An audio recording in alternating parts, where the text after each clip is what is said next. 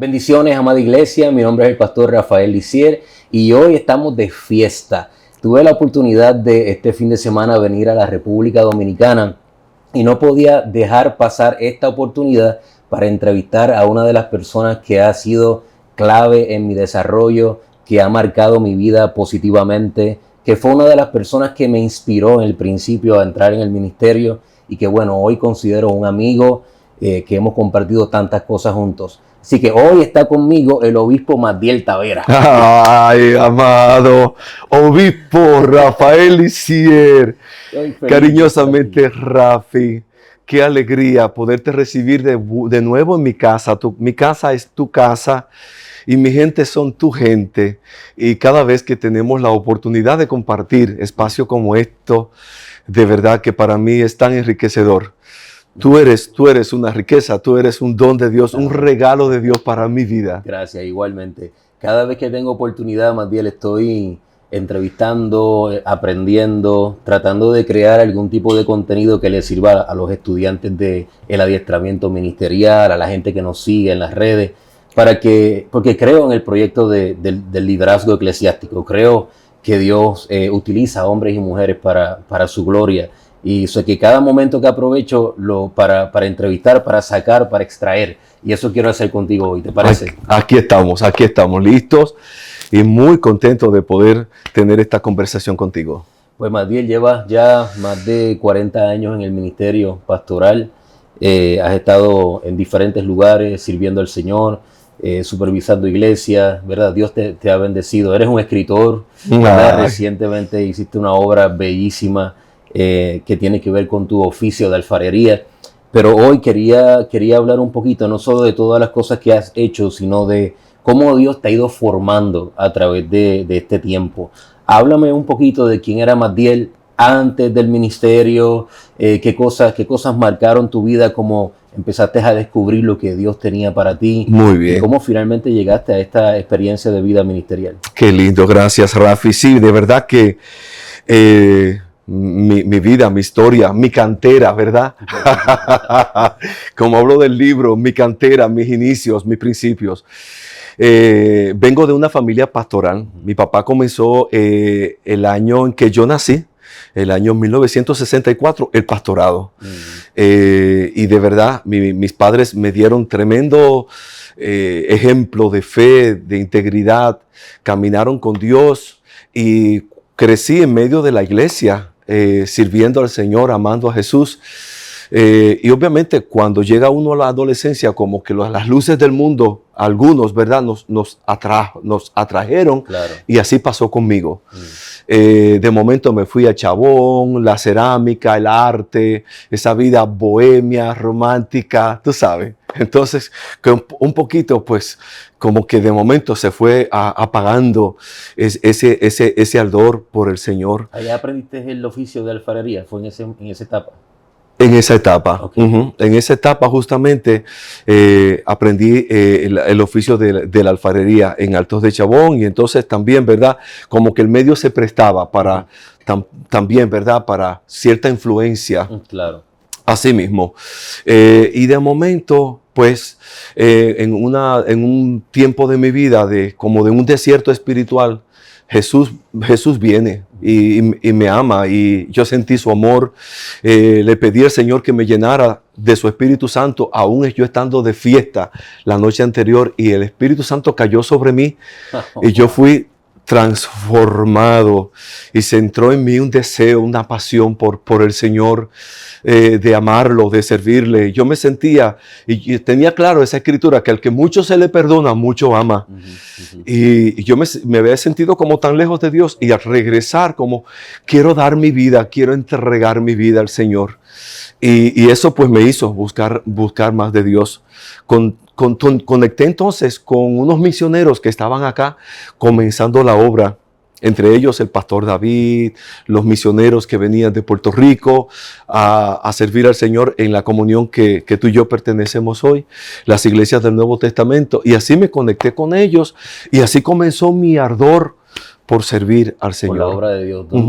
¿Cuáles fueron tus inicios? ¿Dónde te entrenaste el ministerio? ¿Qué cosas pasaron en esa etapa que te empezaron a enamorar más de esta vida ministerial? Oh, sí. La verdad que me llamaba tanto y me hablaba tanto la palabra del Señor como se explicaba, ¿verdad? De que Jesús, así de una manera radical, decía, sígueme, olvida, deja aquello, deja todo y sígueme. Como Jesús llamó al joven rico, deja tus riquezas y sígueme. Y como Jesús llamó a los apóstoles, la palabra de Dios fue fundamental para sentir y afirmar mi llamado.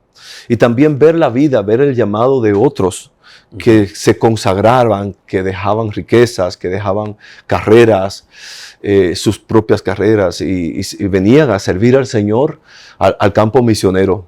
Qué tremendo. Así que Dios usa personas, ¿verdad? De repente Dios usa personas, mentores, gente que te inspira a dar pasos de fe, a querer aprender más de Dios. Entiendo que estuviste en Puerto Rico en algún momento dado de tu formación, ¿verdad? Oh, sí. Comencé acá en la República, estuve unos meses aquí entrenándome, ¿verdad? Con el pastor que estaba aquí en ese momento. Y luego me fui a Puerto Rico y tuve la oportunidad de servir allá. A las iglesias. Bueno, en ese tiempo estaba en construcción y yo estaba ahí construyendo, haciendo mezcla para la iglesia de Manatí, y de noche pues recibíamos instrucción, el discipulado de capacitación ministerial y salir a acompañar a los pastores en cómo aconsejaban, cómo las visitas pastorales, y eso fue parte de mi vida, de mi formación. Qué bien. Seguro. Y nosotros estamos ahora, como una de las cosas que me apasiona en estos días, aunque muchas veces uno dice uno no debe mirar atrás, debe seguir adelante, pero en estos días estudiando algunos materiales y enseñando en el seminario de liderazgo, hemos descubierto que la cronología de una persona, la trayectoria de una persona, muestra ciertas cosas, ¿no? Muestra a Dios formándole en diferentes etapas.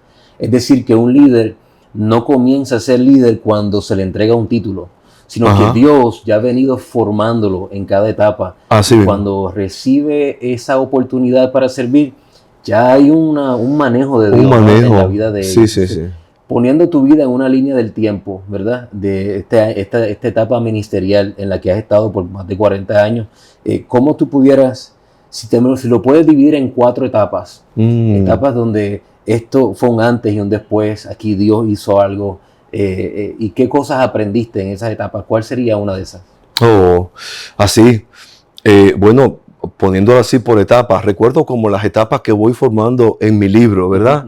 Diría que desde el inicio, desde esos años de cierta rebeldía, de todo, luego descubro que Dios estaba, y que Dios nunca me dejó. Amén. Y sentir su amor y su perdón, su gracia sobre mi vida, y que Dios me llamara, que a mí, me llamó a mí. Tú sabes, yo era un joven, en cierta manera, con mis limitaciones para comunicarme con los demás, un tanto tímido, me daba pánico estar frente a multitud de personas y hablar. Yo recuerdo cuando se me dio las primeras oportunidades para predicar, yo estaba que me caía muerto, tú sabes, un tembloroso. Yo sé que hay gente ahora mismo ahí mirándonos diciendo... No puede ser. Por favor, es verdad. Pero sí, me identifico contigo porque igual pasó, ¿no? Sí. Esos primeros mensajes eran mensajes donde uno salía diciendo yo no vuelvo a hacer esto más nunca en mi vida. Sí. Y no te creas, después de 40 años, todavía tengo el miedo, la gente no lo sabe. Pero ese miedo, y obviamente uno aprende, ¿verdad? Que es el temor de Dios, claro, de estar como alineado con lo que Dios quiere decir en el momento. Y yo no quiero que eso, la verdad, se me quite. Te confieso, porque como que necesito esa dependencia de Dios. Claro. Siempre, ¿no? Y no sentir que está todo arreglado, yo tengo el control de todo, sino que ese pequeño temor antes de hacer algo para Él es como si tú no estás, no tenemos absolutamente nada. Pues hablando de eso, entonces pasa esa etapa de de recibir el amor de Dios y entonces enamorarme, apasionarme de Jesús, de andar con Jesús, de caminar con Él, de ir donde Él quiera que yo vaya. Recuerdo esos versos, ¿verdad? Seguir al Cordero donde quiera que vaya. Y así era, y así es, ¿verdad? Y así debe ser. Sabes que algo que ha sido revelador para mí en esta entrevista contigo, que no sé si lo hablamos antes, porque nosotros hemos hablado muchísimo en nuestros cafés matutinos, pero el saber que conociste del oficio de alfarería en una temporada donde tal vez no estabas en tu mejor momento con el Señor. Es verdad. Y de repente ver todo lo que Dios ha hecho hoy con aquello que aprendiste cuando te alejaste de Dios, es mirar atrás y saber, Dios estuvo ahí formándote para lo que estás haciendo ahora, aun cuando tú estabas lejos. Así mismo. Increíble. Así es, Rafi, así es. Dios siempre ha estado conmigo y hoy yo puedo confesarlo y declararlo. Y bueno, en mi etapa así de apasionamiento, de enamoramiento por el Señor, luego vino una etapa preciosa donde regreso, me voy entonces viene la etapa de formación, donde soy formado, ¿verdad? Donde me dejo enseñar por maestros, por mentores. ¿Qué importancia tiene eso en la vida de todo discípulo, en la vida de todo líder? Saber que no lo sabe, que uno no se puede formar, que necesita mentores, que necesita herramientas. Y yo agradezco tanto al Señor por las herramientas, la mentoría, el acompañamiento, las enseñanzas, ese tiempo de formación que hemos recibido y que yo recibí. Eso resaltarías como una etapa importante los mentores que Dios ha puesto alrededor. Oh, sí, definitivamente. Son sumamente necesarios. Y bueno, hoy trato, ¿verdad?, de ser para otros lo mismo, ¿verdad? Suplir esa necesidad de que sepan que cuentan conmigo, de pasar tiempo con ellos, de pasar tiempo con los discípulos. Así como Jesús dice que escogió lo que Él quiso para que estuvieran con Él. Y yo pienso que es parte, ¿verdad?, fundamental de la formación. Encontrar gente que te dedique tiempo, que pase tiempo contigo y que tú puedas ver su vida, su modelaje, su trayectoria. Que te digan cuando tal vez no lo estás haciendo tan bien, que corrijan en cierta área de tu vida, que te amen lo suficiente como para decirte por ahí no es el camino, es por acá. Así mismo. Y que te corrijan y que te enseñen y que también te toquen. Así es. Esa es la segunda. La tercera es cuando ya no lo tienes. Cuando estás solo y tienes que caminar solo y tienes que aprender a depender de Dios. Llegó a mi vida también esa etapa donde no veía gente cerca de mí y que solamente sabía que Dios estaba mirándome y que necesitaba caminar bien, caminar en integridad porque Dios estaba ahí, porque Dios me estaba mirando. Que ese proceso de esos aislamientos que Dios separa a veces para nosotros son un salón de clase que no te le enseña ninguna otra cosa, ¿verdad? Nada. Y bueno, en mi libro lo escribo de ese cuarto oscuro, ese lugar donde el barro es puesto ahí después de ser manoseado y preparado y cernido y todo. Luego queda en un cuarto oscuro. Y veo así los hombres de Dios, ¿verdad? Como Moisés, que cuando pensaba que ya estaba formado, Dios lo manda al desierto. A José, que recibe la túnica del padre y cree que ya es el papi lindo el hijo lindo de la casa. El nene lindo, como dicen ustedes. Y Dios lo manda a Egipto, al pozo, a la cárcel por tantos años. Dice que los hierros entraron a los huesos, hasta sus huesos. Pero Dios dice, Jehová estaba con José. Y sentir eso, que Dios está contigo, aún en ese lugar, aún en tu cuarto oscuro, aún cuando nadie te ve. Saber que eso sirve, es parte de tu formación, de formar el carácter del hombre o la mujer que Dios está formando. Eso es increíble. Perdón. No, sí. Sí, yo lo viví. Y yo pienso que se reveló. Yo estuve de soltero, me entregaron mi primera iglesia. Y esa iglesia floreció. Habían unos pastores muy renombrados antes que yo. Y cuando yo llegué, como que en cierta manera, como que la fama había corrido. Yo me monté en la ola. Yo me monté en la ola. Yo dije, ¡oh! Pero luego me movieron cuando me casé. Con Carmen me movieron acá a Santo Domingo. Y la iglesia justamente acababa de entrar en una nueva faceta. Y la habían mudado en una zona horrible. Horrible. Una zona hostil. Una zona de opresión.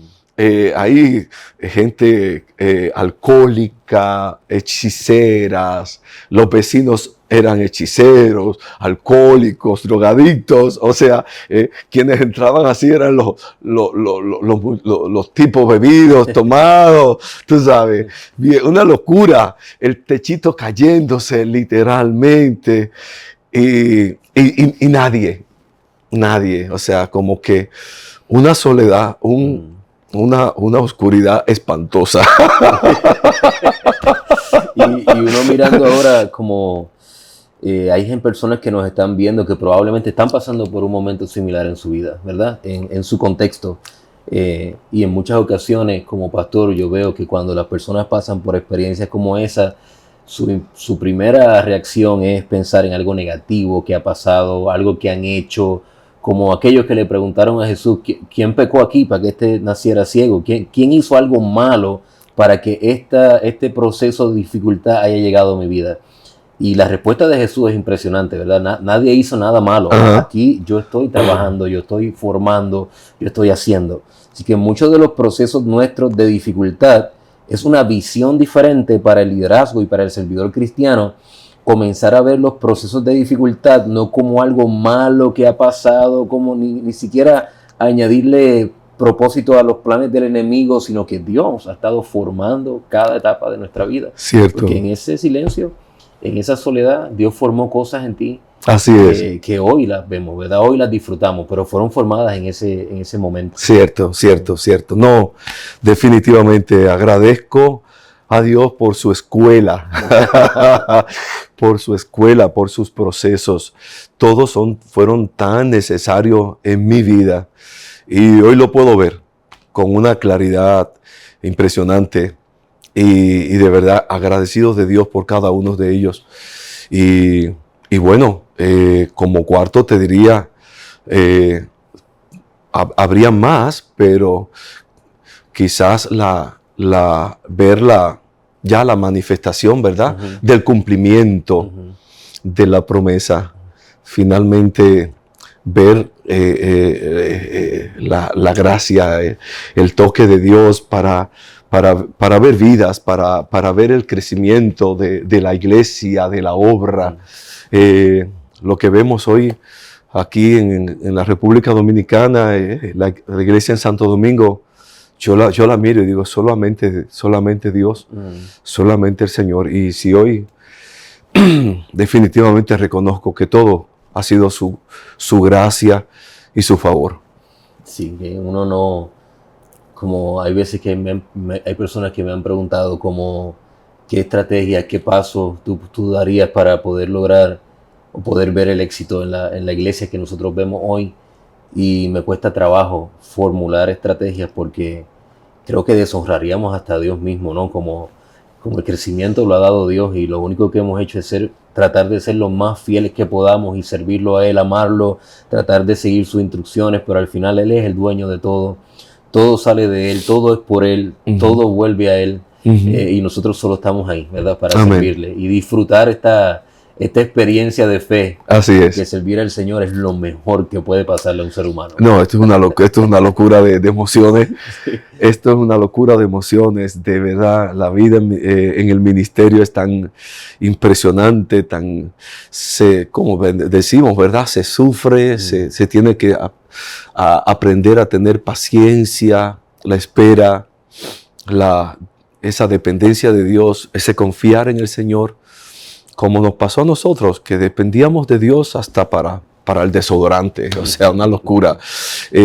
A veces hasta para la comida que íbamos a comer. Pero vimos a Dios vez tras vez venir con provisión oportuna, de conocer a Dios en cada etapa. Y de momento, pues, lo emocionante del ministerio, ¿verdad? De ver vidas así hambrientas, sedientas, dispuestas para ser formados, para entrar, y uno tenerle que decir, animarle, pero a la misma vez advertirle, te va a tocar tu escuela, te va a tocar tu escuela, yo no te voy a librar. Sí. Qué bendición, Matiel. Pudieras decir, nosotros que hemos visto líderes levantarse, líderes no estar, gente entrar, gente salir, dejar a Dios y todo ese tipo de dinámica en esta vida, que la fidelidad a Dios y el mantenerse, estar agarrado de Dios en los momentos más difíciles y no abandonar, ¿no?, ese proceso que Dios te ha puesto, será una característica de aquellas personas que logran como permanecer el tiempo, porque esto no es una vida fácil. Hay veces que nosotros los predicadores como vendemos a la gente un cristianismo que te va a arreglar todos los problemas del mundo, ¿no? Una dinámica como color de rosa, como todo bien. Sin embargo, los que vivimos esta vida sabemos que esta vida es perseverar hasta el fin, mantenerse en la adversidad, aferrado a Dios en los momentos de dificultades, en las pérdidas, en los desafíos, en las desilusiones. ¿Qué características tiene la gente que permanece? ¿Qué tú has visto? La gente que se ha mantenido, ¿qué muestran? Sí. Yo te diría que ese nivel de compromiso, de haber pactado con Dios. Yo recuerdo en esos años que te acabo de mencionar, ¿verdad? De mis años difíciles, yo le llamo años oscuros, ¿verdad? Casi humanamente, como decimos, por tirar la toalla. O sea, ¿qué es esto? ¿Qué desierto es este? No veo nada pasar. La iglesia, pero el compromiso, aún por aquellos, yo veía los pocos hermanos que estaban ahí congregándose conmigo. Yo recuerdo que recibí una visita de un tío, de alguien, un familiar, y vio aquello y dijo, ¿qué tú haces aquí? Me dijo a mí, huye por tu vida. Huye por tu vida. Y yo miré unos cuantos hermanos que estaban ahí perseverando. Y yo dije, no, por ellos, mi compromiso con Dios, con su iglesia, con su obra, mi pacto con Dios, yo sería tan infeliz si salgo del propósito de Dios, si escapo de mi llamado. No. Yo recuerdo que al principio mientras estaba en mi tiempo de formación, yo leí una historia. No sé si tengo tiempo para contarte, Rafi. Claro que sí. yo leí una historia de un viejo pastor que escribió sobre dos potrillos que encontró en el campo. ¿Yo te he hecho alguna vez esa historia? No la recuerdo. Pues mira, él capta dos potrillos, dos caballitos salvajes, y entonces lo trae a su centro, ¿verdad? ¿Cómo le llaman esto? Finca, su establo. A su finca, a su establo. Y comienza a limpiarlo, a bañarlo, a limpiarle a ponerle esas estampas para eso, y eso duele. ¿Cómo le llaman estas cosas que le ponen a los caballos que tienen que herraduras, ¿no? Herraduras. Y mientras esto pasaba, mientras lo estaban limpiando, de momento había un portón y uno de ellos escapó, pero el otro dijo, no, este hombre parece que tiene buenas intenciones conmigo, pensaría. Y se quedó y recibió todo el maltrato, y luego subírsele encima y él tratar de tumbarlo, pero no, y aprender a ser domado, Y eso le tomó meses de entrenamiento y todo. El otro se fue. Pero tiempo después, había un caballo en un campo lleno de cadillos, lleno de malezas, y había otro que estaba caminando sobre una persona sumamente importante, súper adornado, súper lindo. Y ese otro dijo, si yo tuviera la oportunidad que tiene ese caballo, y fue su compañero. Y yo leí eso, y eso marcó mi vida. Yo a veces veía la puerta abierta, muchas veces vi la puerta abierta, el portón abierto, pero dije no, yo me quedo. Tú te quedas. Yo estoy aquí, yo no voy para ningún lado. Este hombre que está formando nos parece que tiene buenas intenciones. Es como el esclavo hebreo, ¿verdad? Que dijo, no, yo te amo a ti y amo tu casa. Esas palabras son de las cosas que marcan. Yo te amo a ti y amo tu casa, decían los esclavos hebreos cuando tenían la oportunidad también de ser libres. Yo te amo a ti y amo tu casa. Me quedo contigo. Sí, la verdad que yo sería como... O sea, que yo si escapara del proyecto de Dios, honestamente no sabría qué sería de mi vida, de verdad. No me veo... Sé que estar en el proceso y ser formado a veces es doloroso. Pero no sabría ni qué hacer si salgo por la puerta, ¿me entiendes? No sé qué sería de... Como dijo el apóstol, ¿verdad? ¿A dónde iré? Si solo tú tienes palabra de vida eterna, exacto. So, me siento así a veces, comparto ese pensamiento que siento que mi vida sin Jesús no tendría ningún significado. De hecho, ya estuve ahí y que no gané absolutamente nada positivo. En sus manos me ha ido bien. Así es. Somos prisioneros por amor. Si él nos abriera todas las puertas alrededor, aún así dijéramos, pero ¿para dónde tú? ¿Para dónde voy? ¿Para dónde voy? Seguro, así mismo es. Así es. Después de tanto tiempo trabajando con personas, si entrevistáramos a la gente que tú has supervisado a través de los años, ¿qué te gustaría? ¿Cómo piensas que ellos te recordarían? ¿Qué te gustaría que dijeran? ¿No? ¿Qué cosas quisiera que la gente se quedara de Madiel? Ay, Rafi. Que me recordaran tal cual soy. Tal cual soy. Que recordaran mi gozo para servir a Dios y mi amor por Jesús. Amén. ¿Cuántas veces hemos estado en la mañana nosotros, así como ahora, llorar, como si fuéramos tú y yo solo, ¿no? Con un café y tal vez Javier ahí, nosotros llorando y algo que hicimos, que nos sentimos convicción, que tal vez no debimos haberlo dicho de esa manera, o cosas que Dios ha estado haciendo en nuestra vida y de repente terminamos como rotos delante de Dios, ¿no? Y bueno, me da alegría que la gente vea en esta entrevista lo humano que es, a pesar de los títulos de las cosas que nosotros manejamos, que lo realmente importante es nuestro amor por el Señor y el temor que tenemos a Dios, de no fallarle, de tratar de hacerlo bien para Él. Así es. Ese es nuestra mayor meta, ¿verdad? Terminar bien. Poder terminar bien esta carrera. Como dijo el apóstol Pablo, de ninguna cosa hago caso ni estimo preciosa mi vida, con tal que termine mi carrera con gozo y el ministerio que recibí del Señor Jesucristo. Y así quiero ser, como me preguntabas, que así quiero ser recordado, ¿no? Sí. Que así mismo recuerdan a Magdiel así.